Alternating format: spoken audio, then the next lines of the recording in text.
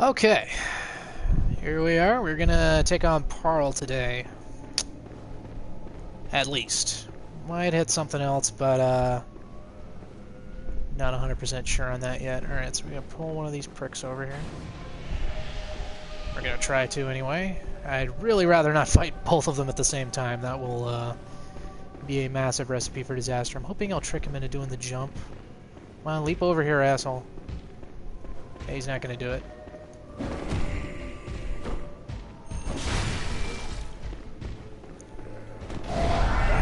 Shit!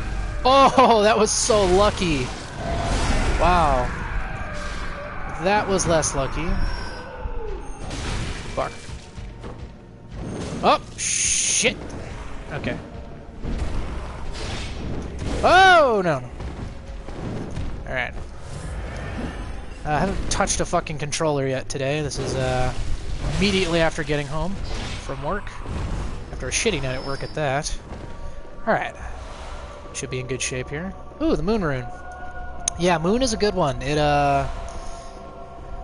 what does that do? That gives you extra blood echoes. Alright, now last time I came to this location, did I? I think I went down here and got the woman. I'm just gonna make extra sure. Ooh, hello, fellow adventurer. Alright, I did get her. Yes. Okay. So we're all set down here.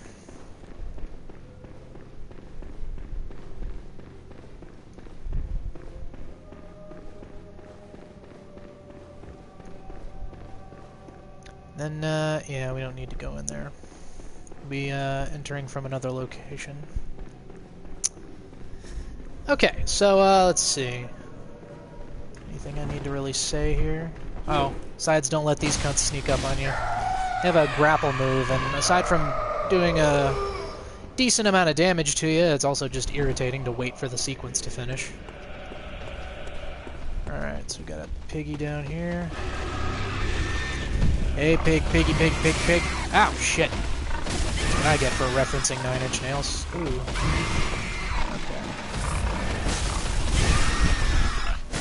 Actually, you know what? I feel I should be rewarded for referencing 9 Inch Nails.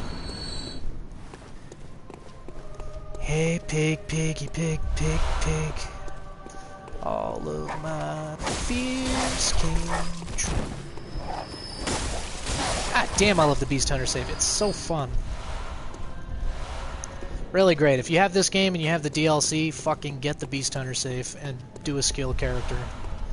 It will not be a waste of your time. It's quite the fun weapon. Honestly, I think I've been able to enjoy every weapon in this game, at least for a while, except for the Ligarius wheel. I just can't do it. If anyone has any tips on how to actually appreciate that thing, let me know. I just can't seem to get into it. It's always just, it feels way too slow to me. And I've even made the Kirkhammer work for me, so I don't know. And I'm talking about the transform state too, the slow hammer version. But yeah, anyone knows how to make the Ligarius wheel palatable, please let me know. So I'd like to do an Executioner style build. That might actually be a lot of fun. Alright. Let's see. Oh, thought that would kill him. I don't think plunging attacks are as strong in Bloodborne as they are in Dark Souls games. Oh. Getting some lucky dodges and stuff here. In no way did I mean to dodge that dog just then. And I definitely didn't think my heavy attack was going to hit both of those fucking kidnappers earlier. Actually really glad I got that on camera too. Damn it! Ah, fuck it. Don't need to go for the visceral. Okay. Blood vials. Oh, and some fun little information here. I tried the game Neo for the first time. Played it on SharePlay on my buddy's console. My good pal Noah. And in spite of the lag and generally the the visual quality kind of being downgraded just inherently because of how that service works. It was still really intriguing, and I think I might have to buy that and run through it at some point. Although that's for much later down the line, because I still need to finish the Surge.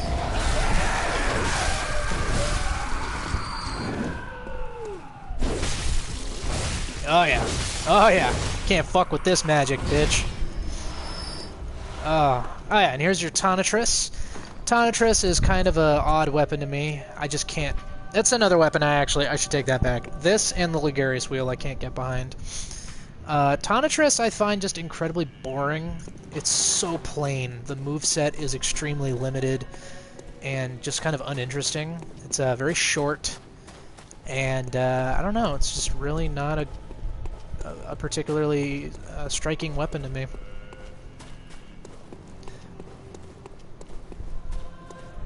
I mean, in general, blunt weapons in games like this kind of have to be sold to me with some kind of thing, and I guess, you know, it's got its electricity gimmick, but that just doesn't interest me very much in this game's case. Because the moves are still really just plain and just not interesting, so it's unfortunate. Alright, that just leads back to the lamp.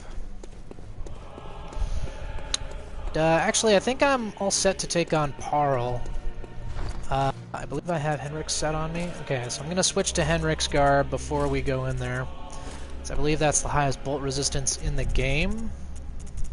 And if not, it certainly is out of the stuff we have. Which suggests interesting things about Paarl, or I'm sorry, about Henrik as a character, and why he might have needed this particular resistance on his outfit. Because, I mean, how many Dark Beasts do you even find in this whole game? 2? And that's not including Chalice dungeons, which I would argue are, you know, not representative of the world of hunters in general. Ah, you fucker. Gotcha. So I might need to use it in its transformed state. Or untransformed. I always forget that this is the untransformed state of this weapon. As Paarl's a big guy, but surprisingly hard to hit just because of how he situates his body. He tends to keep it high. So I'm gonna need to... oh, wait.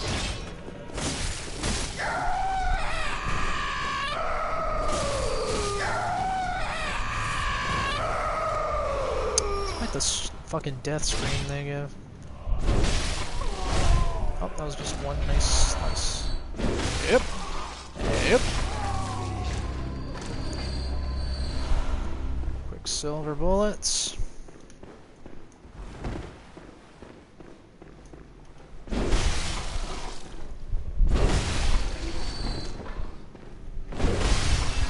Okay, we're just gonna haul ass through this next room. It's 2 kidnappers, but we certainly don't need to fight them. Alright, here we go. Out to kick Paarl's ass, hopefully. I think I'm as prepared as I can be at this stage of the game, and I don't really need to go out of my way to get ready for him. So, just try to hit his head as much as possible. Oh, what am I doing? Yeah, I knew that was going to happen. I still went right in there. Okay. He's another one of these bosses that I think is a little more intimidating than he is dangerous. I mean, he's fast and he's big, but he's not as dangerous as he would seem. Ah, shit. I say as I get trampled. Fuck. Yeah, see, it's actually pretty easy to stagger him for viscerals. Especially if you have a weapon like this that can really reach his head. Okay, so he's powering up. Whoop. He's a little chapped. Ow. Yeah, see, with this fucking Beast Hunter safe, it's just good stuff. I think I missed my visceral chance there. Yeah, he's pretty well fucked here. Oh, running my stamina a little low. Yep.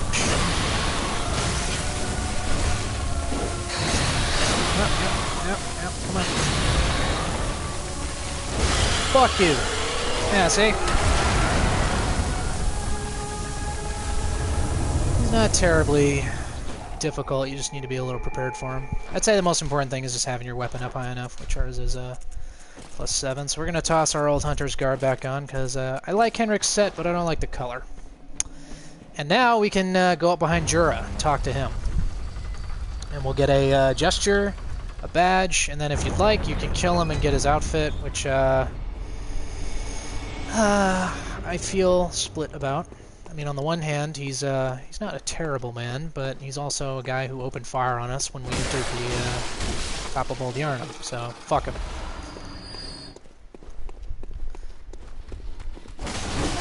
Ah, little shitters. There we go.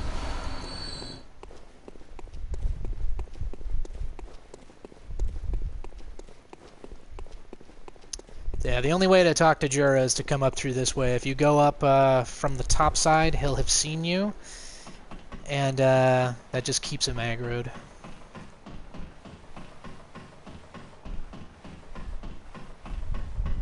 A little friend is on his way down. Let's see here. Got spaced out a little bit there for a second. Yeah, those fucking idiots in where they hung the blood-starved beast are dying in that fire. Silly bitches. Alright, so you come up behind him, and you know he's not aggroing you if by the time... Well, A, if you just went this way, but also if you get towards the top and he... as you get towards the top, he just... Yeah, he's already facing you, and then he walks towards you. If he's still on the gun, you didn't do it right. Well, if you... So you talk to him, you say you spare the beasts if you want to keep him non-hostile. Then he gives you the powder keg badge and the brush off dust emote. You can't get that emote if you just come up and fight him. We'll just preview that real quick. Where is it? Brush off dust. Little sweep. And I don't like to, but we'll take him out while we're here. Or are you just Shouldn't be too hard as long as I don't let him get any parries on me. His stake driver's pretty good, and he does like to shoot off his blunderbuss.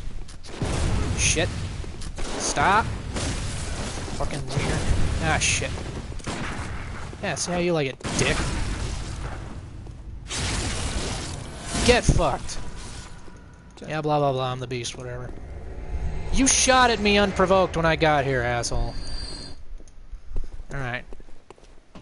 So now, with him dead, you can hit the... Actually, I don't know why I didn't just use a bold hunter's mark. I'm not going back to a lamp. Yeah, you just use the upper messenger bath, the one that you spend inside at, and you can buy his whole outfit. And actually, cosplaying as him is a lot of fun. If you get the stake driver, get a good quality build going, blunderbuss, and his outfit, it's tricky just because it's such a short-ranged weapon, but it can really pump out some damage when you get it. Get some good gems in there on my my main character. It's one of my better setups actually, just because I have really high strength and skill, and it scales decently off of both. And of course, I got really good gems in there. Yeah, we're gonna get all freshened up for our next venture. Check. I don't think we have anything new here. Oh wait! Oh, look at that. That's funny that it also brings your attack down. Still a net gain. I'll keep the rally potential. I know it's not much, but it's really not much damage either. Hey, come over here. And there you go, Grey Wolf set. It is a really cool set. It also boasts one of the highest frenzy resists in the game, if not the highest. The only thing that has higher is Eileen's hat, but the rest of her set is not. Oops, not Executioner's Guard. Yeah, just pop that on there, demo it for you real quick. I'm a big fan of the bandage over the eye. It's just a neat detail. Yeah, we're gonna stick with our old hunter's look. I don't know. I'm really drawn to the way this looks, especially since the hat comes down over the one eye, but not the other. It's really neat.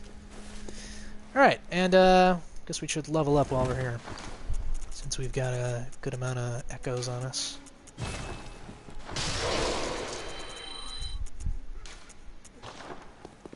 Wow, I didn't realize how much Madman's knowledge we have, since I never pop any.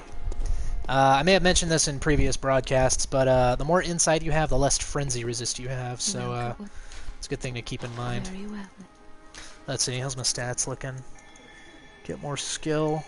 Gonna hit 30, and then I think we're gonna start doing more vitality again. Just a bit. So I like to usually have at least 50 on most of my builds, particularly if they're dedicated to like just having skill, which this character will be. I don't think I'll be leveling any strength at all on him. So let's see, now that I've killed Paarl and gotten Jura's stuff, I think we're done for today, but I need to figure out what I'm doing next. I think, yeah, I think just Forbidden Woods next, because we've already done Canehurst and, yeah, and the Nightmare Frontier, so there's not really anything else to do other than Chalices. And I'm still hesitant on whether I should do Chalices in this run-through or not. If anyone has an opinion on that, let me know. But I feel like Chalices make for repetitive viewing.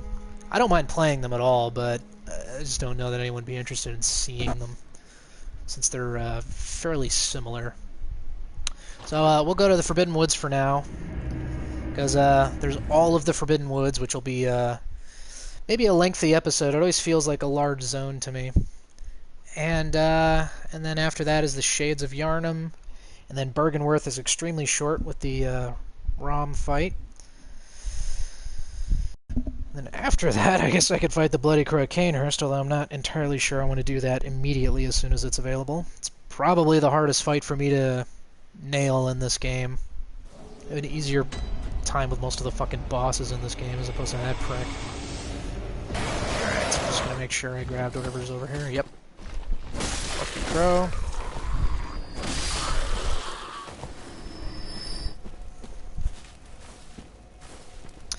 Alright, so we're going to save this for its own video. Probably going to do that tomorrow because I have some stuff I need to do here. So next time we come back, we'll tackle the Forbidden Woods. And if by then anyone has any opinions on whether or not I should do Chalice Dungeons in this video, I might do those after. But for now, I'm not particularly planning on doing them. I'll kill this prick on this bridge first. Get fucked. The advantage to doing Chalice Dungeons is that it wouldn't take very long to get far enough to get some decent gems, but that is kind of the place where you get the majority of the good gems in the game. Actually, where you get all of them, really. There's nowhere to get better gems in the normal game. So, whatever the case, I'll see you guys in the next broadcast or video if you're watching these on YouTube. So, yeah, see you guys then.